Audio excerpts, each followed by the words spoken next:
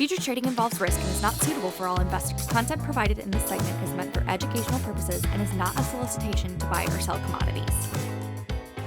Hello, everybody. Welcome back to another episode of Tech Talk. I am Cody. He is Andy.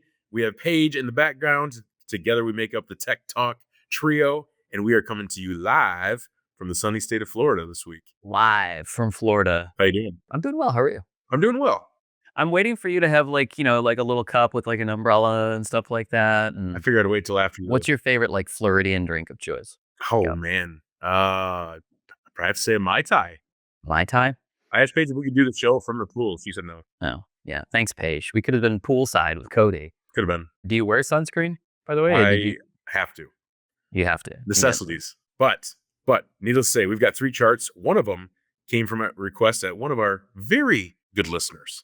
Super excited for that one because it was actually a last minute request. We were getting ready. We had something else. We took something off the docket in order to accommodate the request. That's how good. That's the type of people we are. So how important this guy is to us. Yeah, exactly. We're here. We're here to help. The other 2 charts, they've been in the news big time here recently. Let's start with the block. So the first 2 charts we're going to do, normally we look at the cheese average instead of individual charts, right? Yep. But in this case, we've had some pretty significant divergence between the block and the barrel, right? I mean, the block especially. So this is the block. Yep. It putted around. We had all that noise. I mean, that's, like at $1.90. Yeah, I mean, like the plus or minus, whatever it was, right? So it got above $1.80 and looks like this is the middle of December of last year, and it just bounced around. Remember all that volatility we had until it seemed like at the turn of the new month, we saw some pretty significant weakness. So even though this is week ending 2/28, a lot of that came on that Friday, last Friday. And then this is the first couple of days of this week. So we haven't seen cash yet today as of this chart. This is Wednesday. Right. So this is basically Monday and Tuesday sessions. But if we were to close here, you would obviously, let's just draw this bad boy. I mean, you'd be into new lows from all this consolidation. We haven't seen a price like this since going back to April. So I think the question is, do we actually sustain this price level or do we see some kind of a bounce? Right. Yeah. I mean, we now have created some pretty nice little gaps here, right? Right. Here to here. Even if we went and filled this gap, futures are saying we'll be higher than that. So there's still a nice little premium baked into April cheese at 176. And I know that's an average. I know May cheese at 178. So those futures are saying, on average cheese is going to be more like around here. Correct. So we'll see whether or not the block can actually stick this close. And we had an interesting, I know it's like here today, gone tomorrow with tariffs. It's like, it's like Bill Shakespeare, right? To tariff or to not to tariff. That is the question. Who knows? Put them on, take them off. I mean, put them on, take them off. They were put on and we knew the ramifications, that'd be awesome. I mean, it would still be terrible, but at least we'd know what we're aiming for. They keep getting put on and taken off every single day. And it is like the chart just shows, the volatility in these markets is wild. Who knows? And I think fundamentally we can all agree that we are feeling some weakness, with some like the new plants coming online. We obviously, and we got past the Super Bowl and yada, yada, yada, right? But again, technically speaking, we could just never get that close higher than this price level, right? I mean, we tried again, failed. And once we failed, it just turned into almost like a big M. Yeah, exactly. So the question is, can we stick this close? Even if we didn't do anything for the rest of the week, this would be a really bearish close for the week because now you're in a new lows for this move. Speaking of the M, if we close right here, don't you think that would complete the whole, the M circuit that you were talking about? Not necessarily. You don't think so? Not necessarily, because you still have some room. Like the next, I'd say technical support area is $1.50, right? And so if you got through all this noise here, right? Yeah. This I think is the big area where it's like, you should be, if you were to complete an M, you'd be going to that area and then bouncing and coming back and consolidating. Okay. I guess I was looking at it on a small scale. Like when you said small M, I was looking from when we started in December until now. That's the time frame I was looking at. You're looking at like lowercase M's. I'm looking at capital M's. There you go. We're learning about capital letters in first grade right now. Perfect. So anyways, yeah, I mean, to me, it's, again, stick this close. I think that's a big if though, right? I mean, last time buyers could pay this price, it's been a long time. Yeah. So I would imagine you're probably going to get some folks that are off exchange are going to say, I'll take this price regardless of what goes on tariff wise. Remember, we're cheap with respect to the rest of the world at $1.60. Sure. Yeah. Agreed. So GDT, I believe, printed approximately what, 220 Yes. recently? Yep. Yesterday. That's cheap with respect to just globally. I know that there's a lot of geopolitical things going on, and who knows. So again, I think what ends up happening here is we're going to test the sellers here, whether or not they can actually sustain this price. If we can't get a close below here, I got to think you take a shot at filling this gap. I'd agree. It's a big week for the block. It is a big week. It is a big week because, like you said, if not, where you have that red line at $1.50 is going to be the next testing area. We'll see. So, all right, next one. Again, we always tend to look at them as an average. We're breaking them up this week. We're breaking it up. Breaking it up. Breaking them up. Cody's in Florida, dogs and cats living together, total chaos. You know what's actually interesting about that comment, by the way? Paige has a dog and a cat. I know. And they do live together. In harmony. In harmony. This show Crazy. just gets weirder and weirder. It's just wild. All right, barrel. This is the 200. We always have the 200 period. This is like 200 weekly average, right? So people look at it usually like a simple moving average for a daily. This is 200 weeks. And what's interesting is that we got the close below it last week, right? Mm-hmm. It was super small, but we did get a close, and then we got a confirmation this week. Yep. So, here we are. This, like, if you can stick this close, just like the block, if the barrel does nothing all week, this is a sign of weakness, because you could see, like, we filled, like, you gap below it, filled it here and took off, tried to at least. And it's now trying to break this here, right? So you have this area that's clearly, let's just circle it real fast. This is an area where the market doesn't like to be at for long, right? It created it seems like anytime it gets up and around this price, they're small, but they make gaps away from those prices. Yeah. 175 basically. Right. And so if we can stick this close, then I think the market could be in trouble here. Down to $1.60. I think you got to go consider testing that price. It's the right time of the year, right? I mean, again, we just got out of the Super Bowl. You get the flush kind of thing. Looking at your RSI, it's not into Oversold or oversold territory. It's just kind of hanging out there. Yeah, it's definitely rounding down. Yeah. Right. Yep. The interesting one is that the momentum stopped and is actually trending back up, which is, I think, super interesting there. It's you got to be mindful of that one. Maybe we see convergence between the block and the barrel, and the block perks back up as sales could probably start to pick up around $1.60. Do we see business at $1.73, $1.75 in the barrel? We'll see. I know, but again, technically speaking, this is a price where this market doesn't like to be at. I mean, look at last time. Here, took off. Here, gap down, bounced. So this $1.75 area is such a big area for this market. It's where, if the market is going to accelerate, it's going to do it from this area that we're sitting right now. Correct.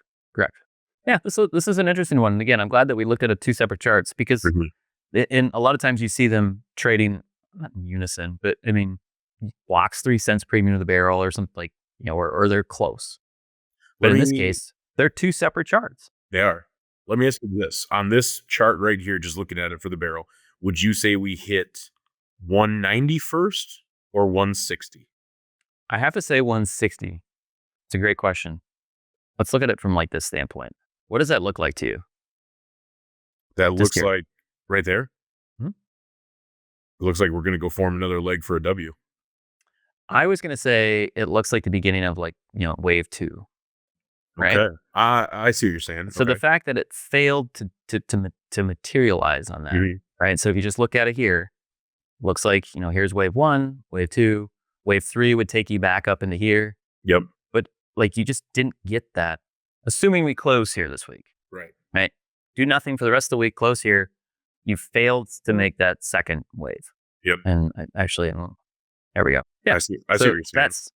That to me is a failure to materialize that pattern. So that's why I would say 160 before 190. But if we're going to go trade 190, I think you have to go trade 160.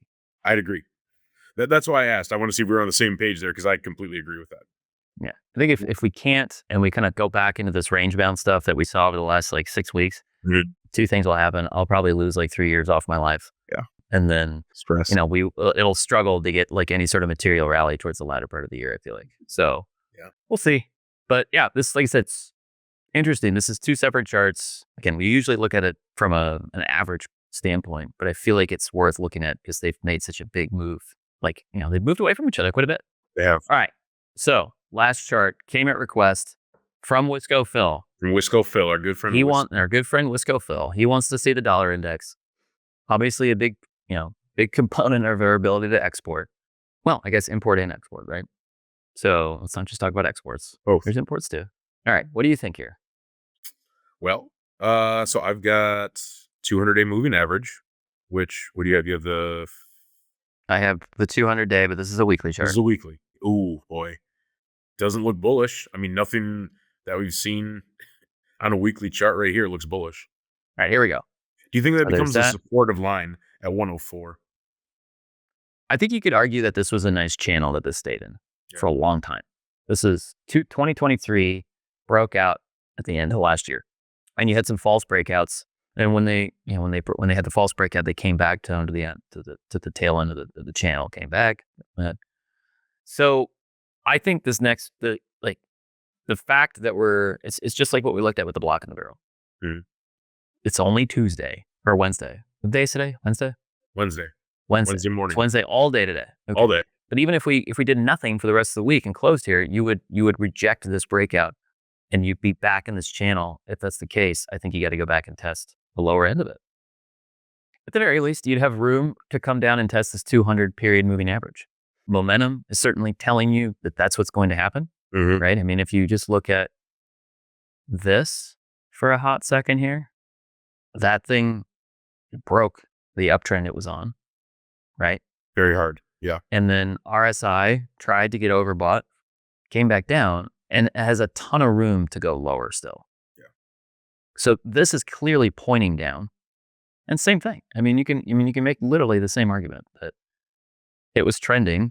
I mean, where you want to, draw the trend is anyone's guess. I mean, I'd probably be more like this. And it broke and now has plenty of room to break. Right.